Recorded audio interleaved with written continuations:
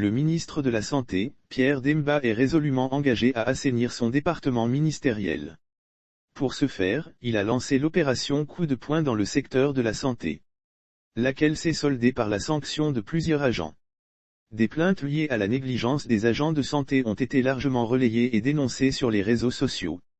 Le ministère, après les enquêtes, a épinglé 5 agents. Ce sont des agents sanctionnés pour détournement de malades et des médicaments.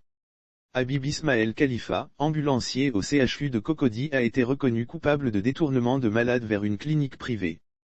Il est mis à la disposition de l'ANSI et l'EMO avec suspension de toutes les activités hospitalières.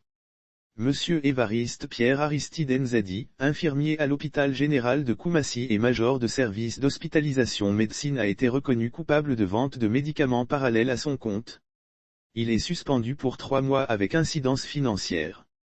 Un agent épinglé pour manque de leadership. Monsieur Irebé Gopré-Roland, directeur au centre hospitalier régional d'Abobo, est reconnu coupable pour manque de leadership ayant occasionné le détournement des paiements des frais d'hospitalisation, le manque de dispositifs d'accueil, et le non-respect des mesures de la gratuité ciblée. Il est relevé de ses fonctions et les responsables des services gynécologiques obstétriques, laboratoire de biologie, bloc opératoire et accueil seront remplacés.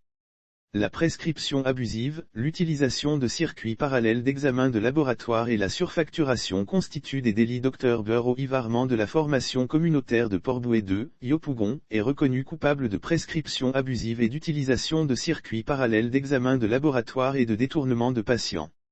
Il est suspendu pour 3 mois. Monsieur Yaobi DGE, président du conseil d'administration de l'AGEFOSIN Niangon, est reconnu coupable de surfacturation. Il lui est infligé un avertissement. Lire aussi Santé, l'Ordre national des infirmiers voit le jour, Conseil des ministres, relevons que, ces sanctions émanent du manquement à leur service. L'on se souvient des pleurs du cyberactiviste Sénéi Krangba, qui a perdu l'une de ses connaissances, au motif de ne pas disposer des moyens pour les soins. De plus en plus, le cas du mauvais traitement des malades par l'indifférence de certains agents de santé est dénoncé. Ces sanctions sonnent comme un avertissement pour les agents véreux.